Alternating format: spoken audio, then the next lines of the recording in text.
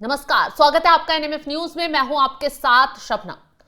अजीत पवार के निधन के बाद से शरद पवार गुट में काफी हलचल देखने को मिल रही है। एक तरफ तो एनसीपी का मुखिया बनने का सपना टूट गया और दूसरी तरफ यह भी क्लियर हो गया कि एनसीपी की तरफ से उनकी पत्नी ही डिप्टी सीएम बनाई गई।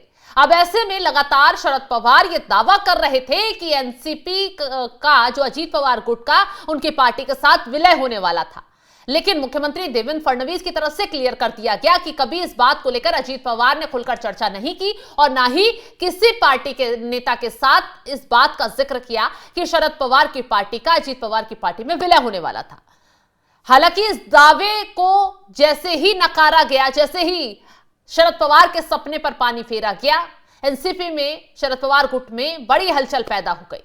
अब ऐसे में शरद पवार बुरी तरह भड़कते हुए नजर आ रहे हैं। कह रहे हैं कि इस मामले में मुख्यमंत्री देवेंद्र फडणवीस को नहीं बोलना चाहिए। क्यों नहीं बोलना चाहिए था?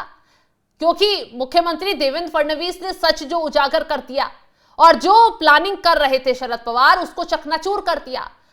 शरद पवार सोच रहे थे कि अगर पार्टी का विलय अजीत पवार की पार्टी में हो जाता है और एनसीपी एक हो जाती है तो उसके बाद एनसीपी की कमान हो सकता है शरद पवार के हाथों में जाए, या फिर एनडीए का अगर यह हिस्सा हो जाते हैं तो उप मुख्यमंत्री के पद पर भी दांव खेल दिया जाए। लेकिन बाजी उस वक्त पलट गई जब उप मुख्यमंत्री एनसीपी की तरफ से अजीत पवार की पत्नी सुनेत्रा पवार को बना दिया गया। एक सपना तो यहां टूटा और दूसरा सपना जब विलय वाली चर्चाओं पर मुख्यमंत्री देवेंद्र फडणवीस की तरफ से विराम लगाया गया तो शरद पवार भड़कने मैदान में कूद आए।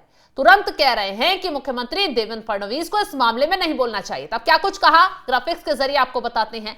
शरद पवार की तरफ से बयान देते हुए साफ साफ कहा गया है कि मुझे खुशी है कि सुनेत्रा पवार ने उप मुख्यमंत्री के रूप में शपथ ली है। विलय को लेकर अजीत पवार और जयंत पाटिल के बीच चर्चा हुई थी। मुख्यमंत्री फडणवीस चर्चा में शामिल नहीं थे, उन्हें इस बारे में बोलने का कोई अधिकार नहीं है। क्या अधिकार है? इस तरीके की बातें करते हुए अब शरद पवार नजर आ रहे हैं और उनकी बौखलाहट जाहिर तौर पर साफ साफ दिखाई दे रही है। बता रही है कि कितने बेचैन और परेशान वो इस वक्त विलय ना होने पर हो रहे हैं, क्योंकि वो चाहते थे पार्टी का विलय होगा और जिस तरीके से गर्द में उनकी पार्टी जा रही है, हो सकता है थोड़ी कामयाबी मिल पाए। आपने देखा हाल फिलहाल में महाराष्ट्र में चुनाव हुए। चुनाव में शरद पवार की पार्टी का जो प्रदर्शन था वो बेहाल था। पार्टी अपनी इज्जत तक नहीं बचा पाई। जहां दबदबा हुआ करता था पार्टी का, वो सीटें भी नहीं जीत पाई।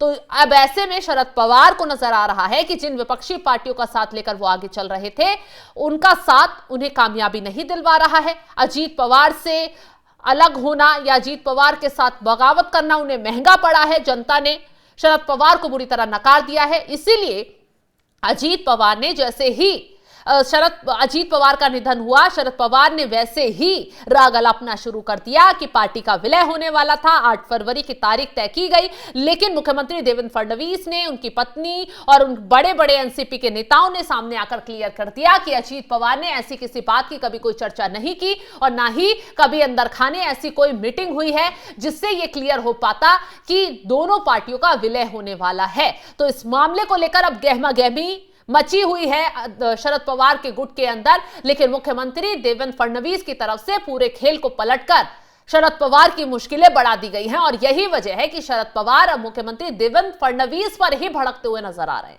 अब वो भड़के, चीखे, चिल्लाएं, लेकिन एनसीपी की तरफ से क्लियर कर दिया गया है आपको गठबंधन में शामिल होना है, एनडीए में शामिल होना है तो आप गठबंधन में शामिल हो सकते हैं, लेकिन पार्टी विलय की ना तो कोई पहले चर्चा चल रही थी और ना ही कभी अजीत पवार की तरफ से इस बात का जिक्र किया गया। तो फिलहाल इस खबर को लेकर आप क्या कुछ राय रखते हैं, कमेंट बॉक्स में जरूर बताइएगा और तमाम बड़ी खबरों की अपडेट के लिए आप हमारे साथ जुड़े रहें। नमस्कार।